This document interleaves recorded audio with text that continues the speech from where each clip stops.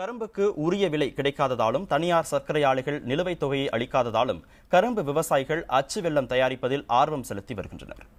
கடலூர் மாவட்டம் விருத்தாசலத்தை அடுத்த கோ ஆதனூர், திட்டக்குடி, பட்டூர் உள்ளிட்ட இடங்களில் கரும்பு விவசாயிகள் அச்சு வெல்லம் தயாரிக்கும் தொழிலில் இறங்கியுள்ளனர்.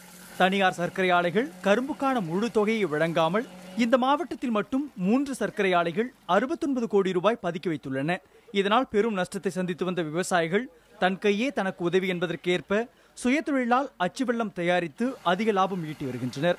சாக்லேட் தயாரிப்புக்கு பயன்படும் அச்சு வெல்லத்திற்கு அதிக கிராக்கி இருப்பதால் நாமக்கல் வெள்ளச்சந்தையில் விற்று உடனடியாக பணம் பெறுவதாகவும் விவசாயிகள் மகிழ்ச்சி தெரிவிக்கின்றனர். 10-15 வருஷமா கரும்பு போட்டு சப்ளை பண்ணிட்டு இருக்காங்க.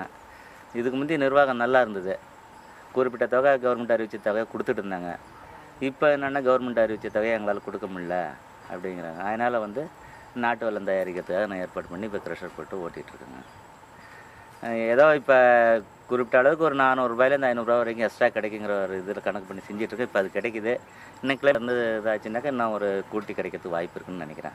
ஒரு டன்னு கரும்பு அரைச்சா 110 கிலோ வருது. 30 கிலோ இன்றைக்கி 1200 ரூபா போயிட்டுருக்கு. அப்படி பார்க்கல வெட்டு கூலிங்கிறதுக்கு ஆலைக்கு ஒன்று தான், இதுக்கு ஒன்று தான். டிரான்ஸ்போர்ட்டில் நம்ம வெள்ளமாக்கிடுறோம். இங்கே அனுப்புகிற டிரான்ஸ்போர்ட் செலவு இல்லை. அதனால் யாராக இருந்தாலும் எந்த விவசாயியாக இருந்தாலும் இது மாதிரி அவங்கவுங்க சொந்தத்துக்கு தயாரிச்சிட்டாங்கன்னா 10 ரூபா கூட ஒரே தேதியில் கையில் கிடைக்கிது.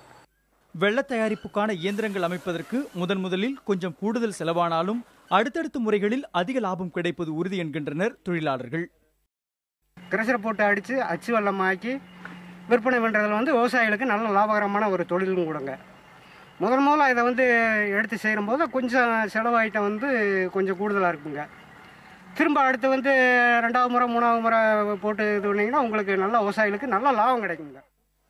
பதிவு செய்யப்பட்ட கரும்புக்கு மட்டுமே வங்கிகள் உடனடியாக கடன் வழங்குவதாகவும் பதிவு செய்யப்படாத கரும்புகளுக்கும் மானியத்துடன் கடன் வழங்க அரசு ஆவணம் செய்ய வேண்டும் என்பதே இந்த விவசாயிகளின் கோரிக்கையாக உள்ளது. புதிய தலைமுறைக்காக விருத்தாசலம் செய்தியாளர் ராஜா.